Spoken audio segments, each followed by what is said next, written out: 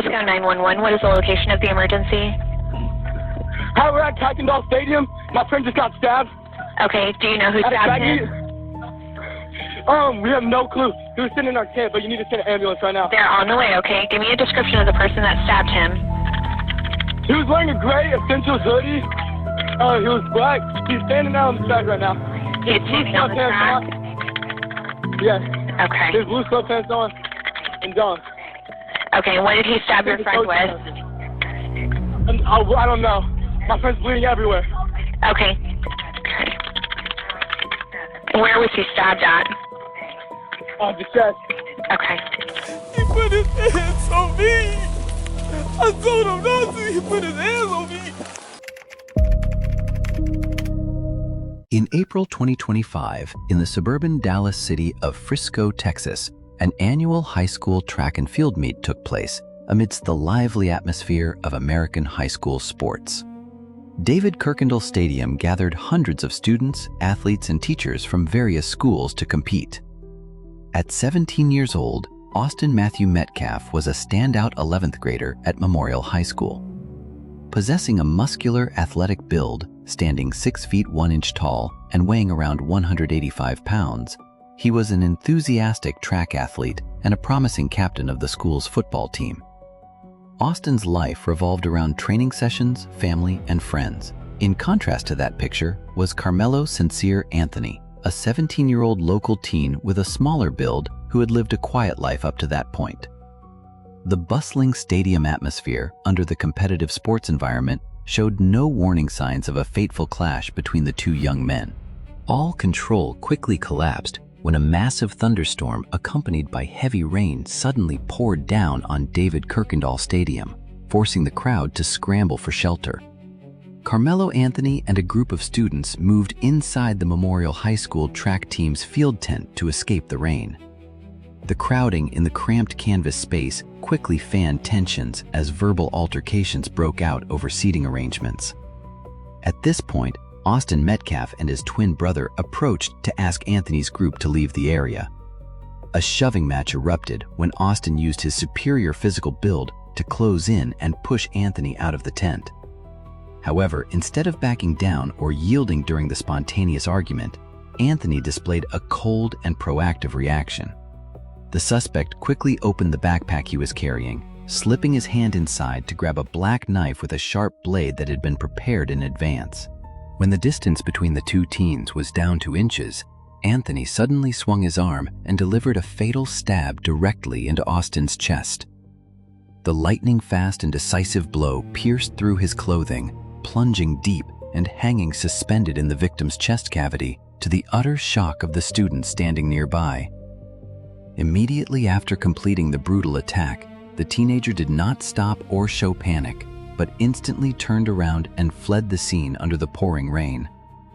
The very moment the perpetrator fled, the cramped field tent suddenly plunged into a dead silence before erupting into panicky screams. Austin Metcalf collapsed onto the grass, slumping entirely into a pool of spreading blood. Teachers on duty and students nearby rushed over, horrified to discover the victim's severe chest-piercing wound. A track teacher immediately pulled out his phone to call the 911 emergency line in a rushed and panicked voice, requesting an ambulance and emergency medical personnel to be dispatched to David Kuykendall Stadium.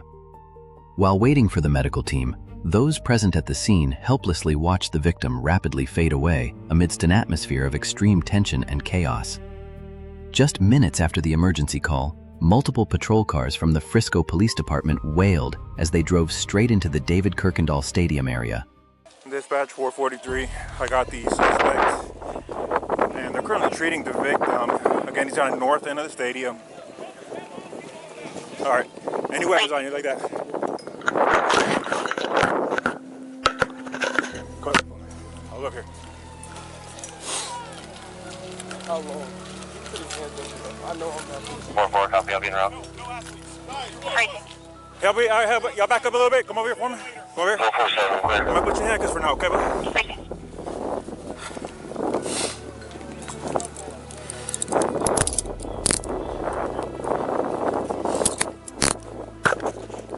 Dispatch 443, everybody can slow down. I got the alleged suspect in handcuffs right now, detained. Anything, everyone else can slow down. One second. Suspects detained in handcuffs. Hold on. You can open up the channel, and medics are clear to come in. Have them come to the northeast entrance. That's gonna be a gate that's wide open there, and then you come to the victim from there. Received.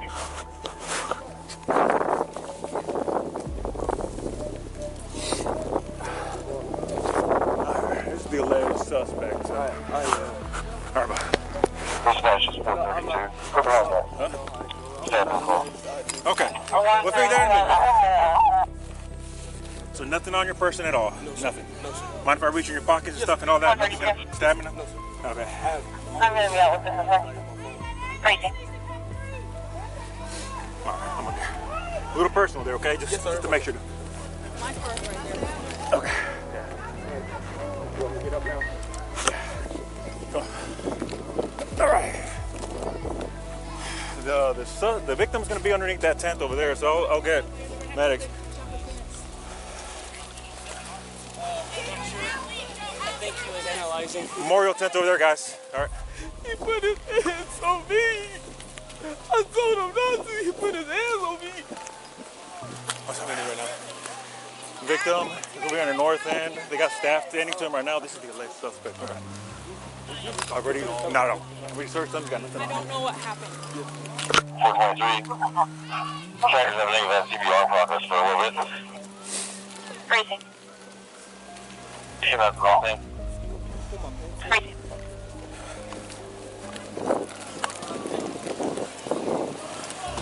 Come on, side over here or side. You want It's up to you. It's up to you. That's fine. This is closer.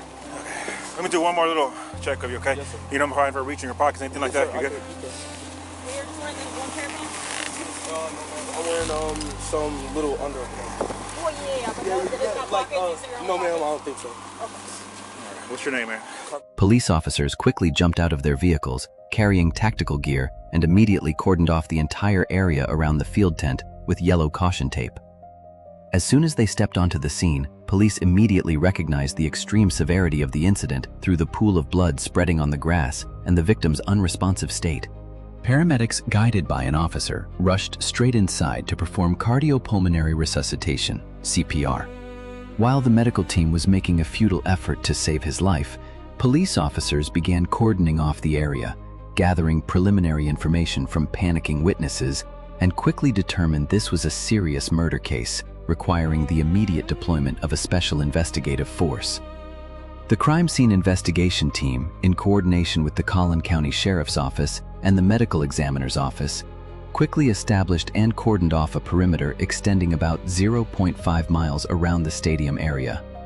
Forensic technicians combed every square centimeter of the grass, mapped out trace evidence, and seized vital physical evidence including the abandoned backpack and a blood-stained black knife. The autopsy report from the Medical Examiner's Office determined the cause of death to be a deep penetrating chest wound that pierced straight through the victim's heart ventricle. The length of the laceration left by the weapon measured approximately 2.5 inches, causing massive hemorrhaging in the chest cavity and taking his life almost instantaneously. Data collected from fingerprints on the evidence and biological samples from the scene were promptly sent to the crime lab for in-depth analysis. Immediately after completing the initial evidence collection, the Collin County Sheriff's Office, working closely with the Frisco Police Department, instantly established a special investigative subcommittee to handle the case.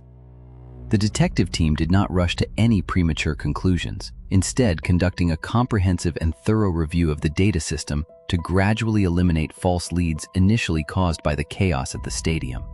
The first primary investigative focus was placed on gathering and extracting all data from the closed-circuit television (CCTV) system surrounding the David Kirkendall Stadium complex, including the high school's security cameras and handheld recording devices from tournament participants.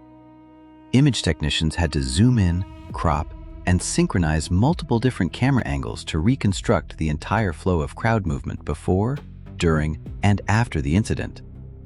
Through careful analysis of this footage, police isolated the travel route of each group of students seeking rain shelter, thereby precisely identifying the exact timing of the brief scuffle inside the field tent.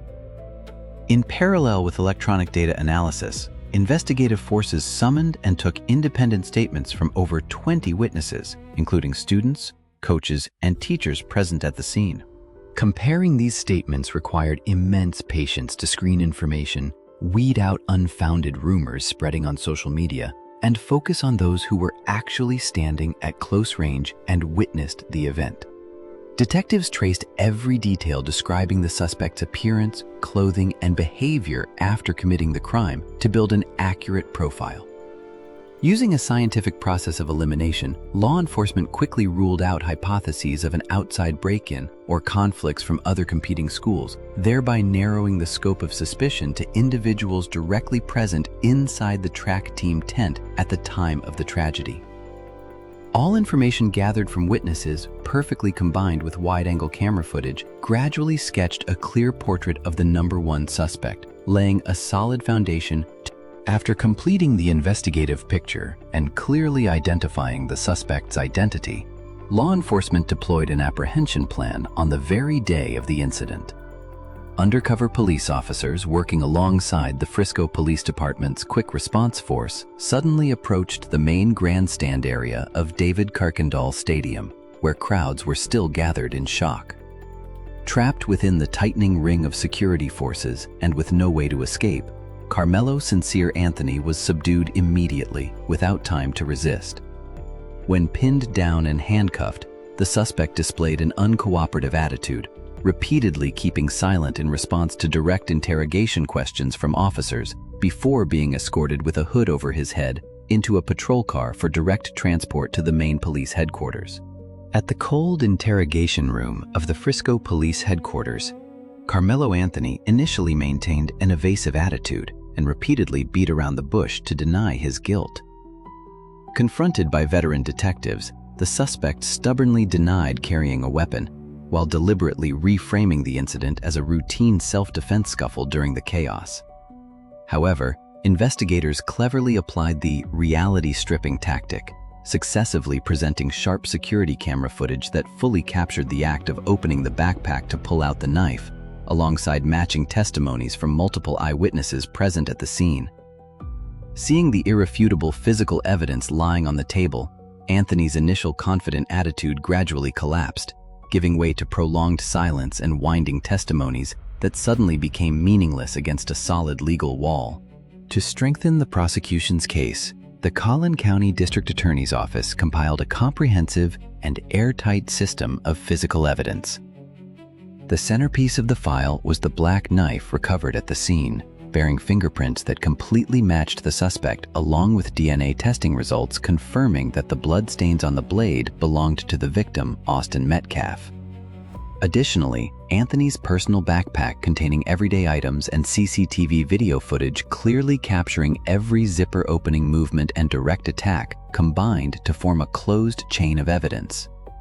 The close combination of the autopsy's findings regarding the 2.5-inch deep penetrating chest wound, biological analysis reports, and testimonies from over a dozen independent witnesses built a solid legal foundation. These elements clearly proved the intentional act of attacking and taking another person's life, prompting prosecutors to officially transfer the case file to court to charge the defendant with first-degree murder with no bail allowed. The sentence of 35 years in prison for Carmelo Anthony was officially handed down, closing the tense legal proceedings in the state of Texas.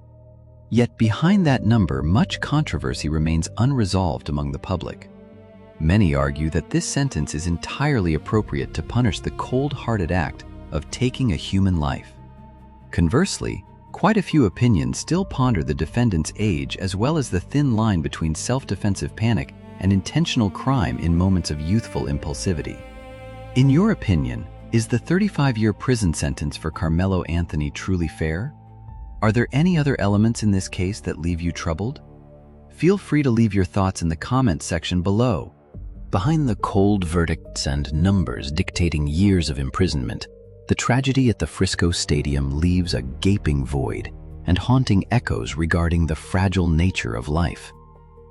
The case is not merely a spontaneous accident between two teenagers, but the painful consequence of reason slipping away within the cramped, stifling spaces of jealousy and youthful impulsivity. The scariest thing in this story lies not only in the chest wound or the cold weapon kept ready in the backpack, but in the complete breakdown of self-restraint.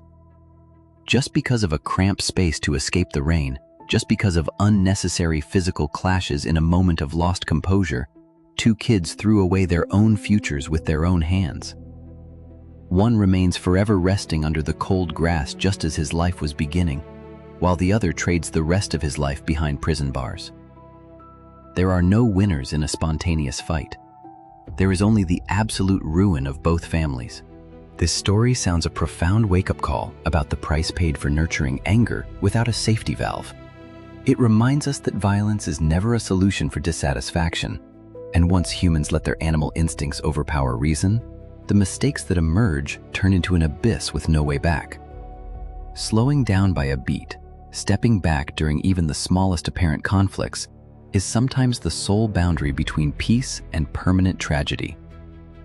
Don't forget to hit like and subscribe to support the channel in continuing the journey to decode the dark corners of the next mysterious cases. Thank you for walking alongside us, and see you in the next shocking cases.